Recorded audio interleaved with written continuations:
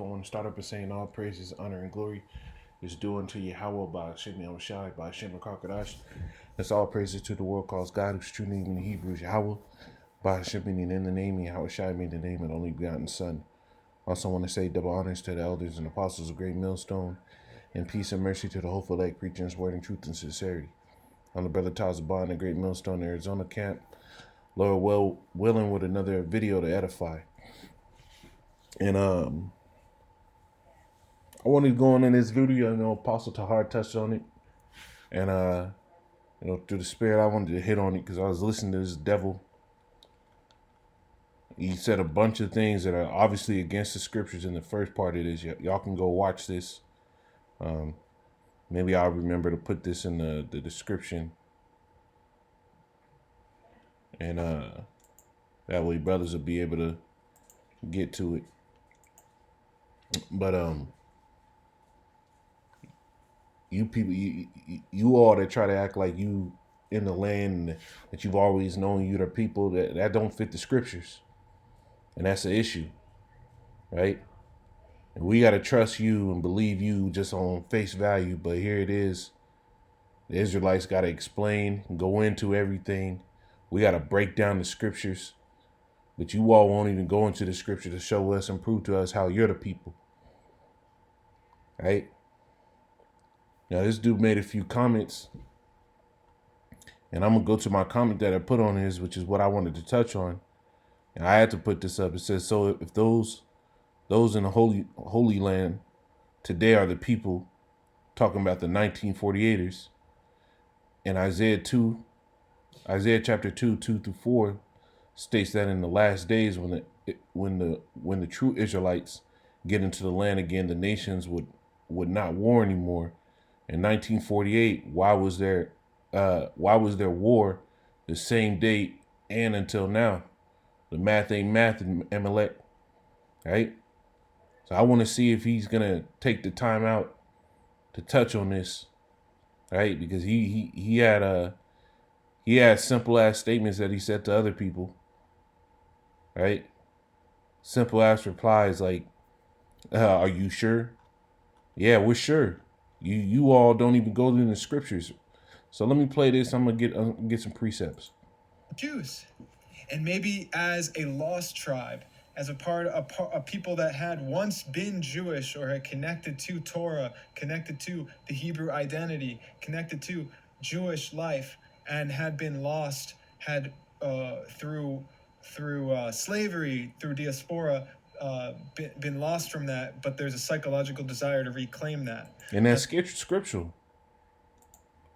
That's scriptural.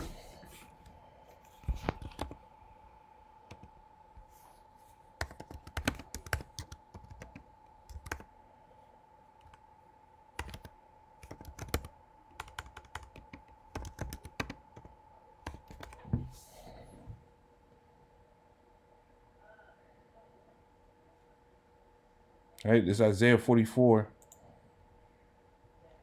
And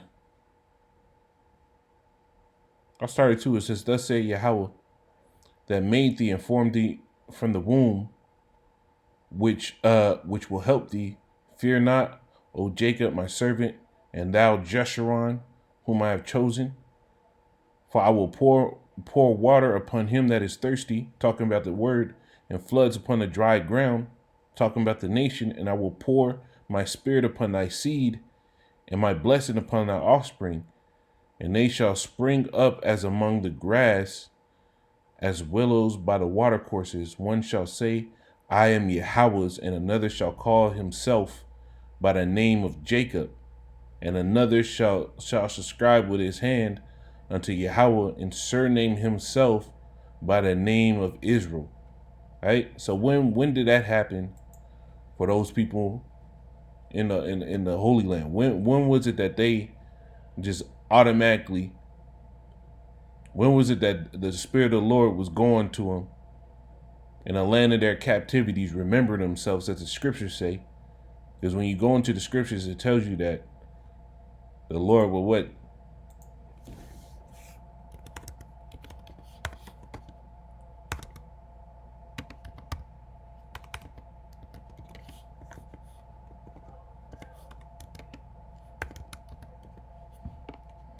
The Lord told you this, right? Jeremiah 17 and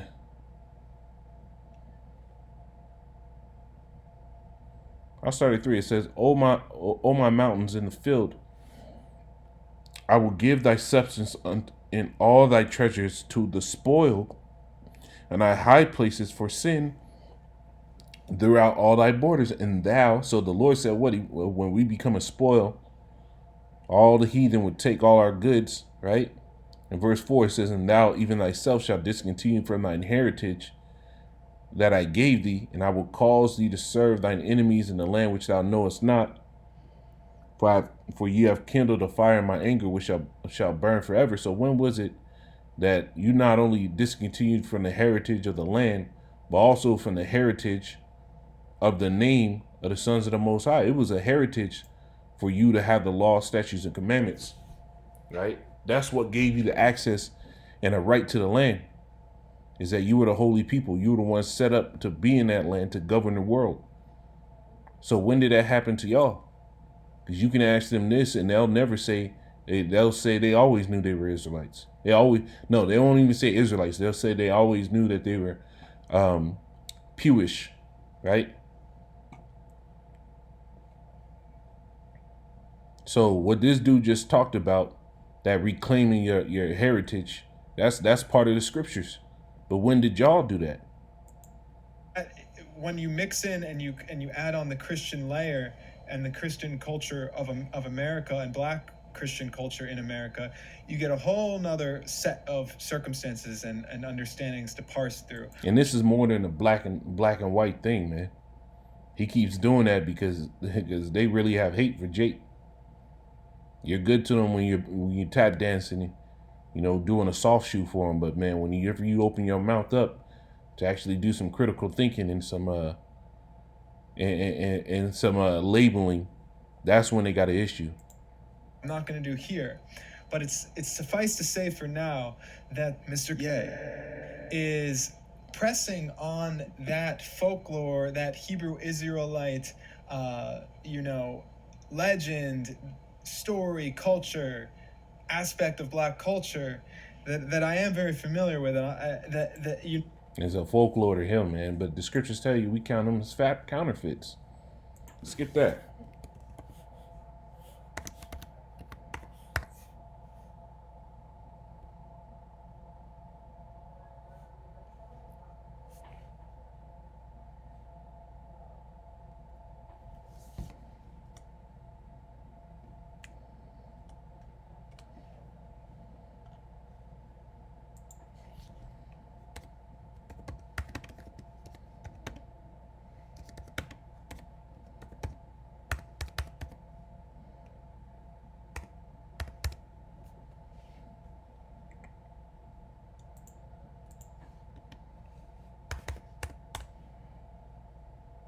This is the Wisdom of Solomon 2 and let's go to the point. It says it's verse 16. It says, we are esteemed of him as counterfeits. He abstained from our ways as from filthiness. He pronounceth the end of the just to be blessed, and maketh his boast that the Most High is his Father. And this is what we do. We account you as counterfeits. Y'all don't fit what the scriptures say that the Israelites will go through. But he's trying to say what we believe in is folklore. Right? Now, what we believe in is the truth. You can't get around that. This is John 4 and 23. It says, but the hour cometh, and now is, when the true worshipers shall worship the Father in spirit. Right? And what is the spirit? Let's get that. This is John 6.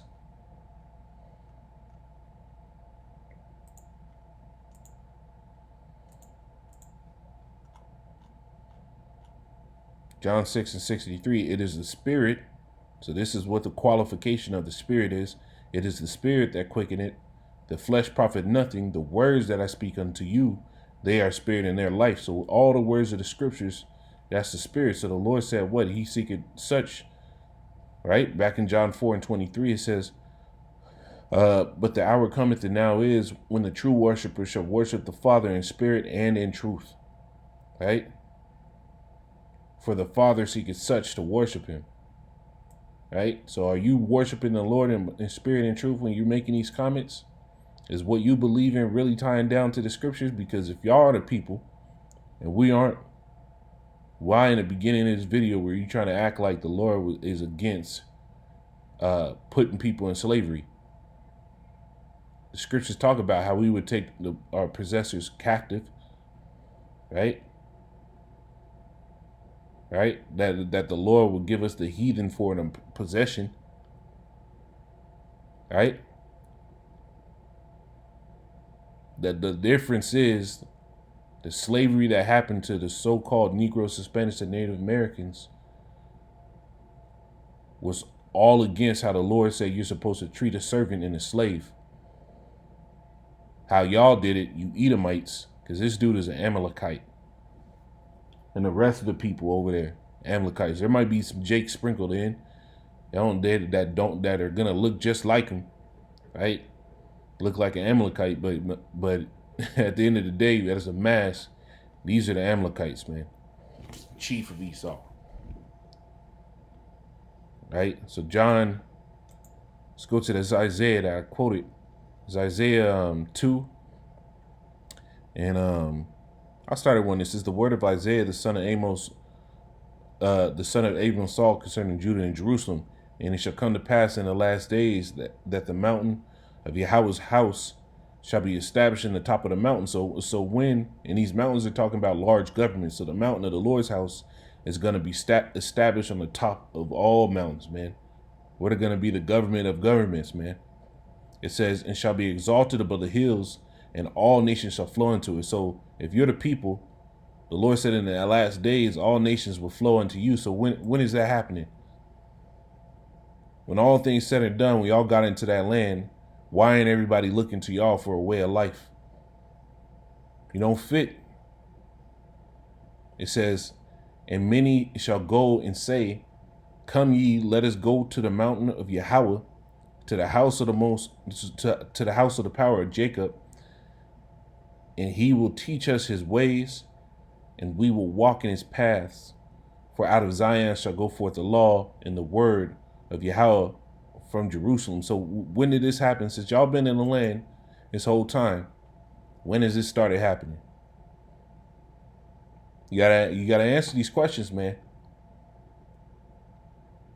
Because if you're not fitting this, if you're in the land now, where's the throne of David?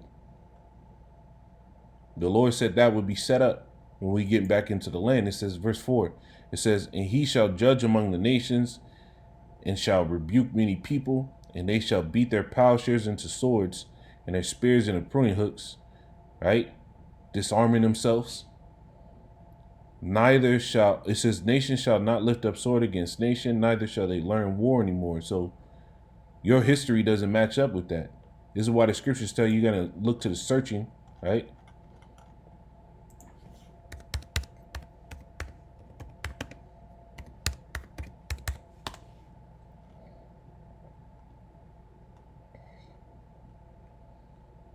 You find this, man.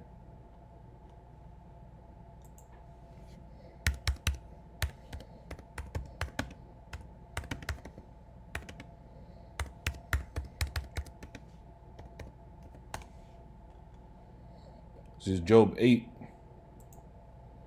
and 8. It says, for inquire, I pray thee, of the former age, right? Talking about history, and prepare thyself to the searching of thy fathers. So the history, you got to go into that. Now, if we just read this Isaiah 2 and 4, where it said, in the last days when Israel goes back into their land, all nations will flow into it to learn of the ways of the Lord. And all nations would disarm themselves, basically. That's the swords into plowshares and the pruning hooks and the spears. Right? And nation shall not lift a sword against nation, neither shall they learn war anymore. When y'all got into the land, right? This is some history. 1948, May 14th, 1948, State of Israel proclaimed. It says, on May 14th, 1948, in Tel Aviv, UIS agency chairman David Gruan proclaims the state of Israel, establishing the first Jewish state in 2000. It says 2,000 years. Became Israel's first premier. It says, in the distance, the rumble of guns could be heard from fighting that broke out between Jews and Arabs, right? Jews and Arabs immediately following the British Army withdrawal earlier that day. Egypt launched an air assault against Israel that evening, despite a blackout in Tel Aviv, and in the expected Arab invasion, Jews celebrated the birth of a new nation, especially after word was received that the United States had recognized the state. At midnight, the state of Israel officially came into being upon termination of the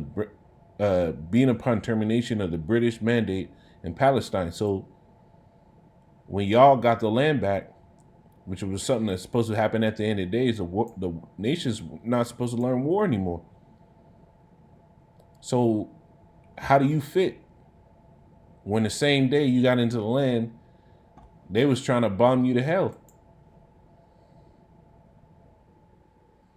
You got to answer these questions, man. Right? It's Exodus 16. This is what you fit.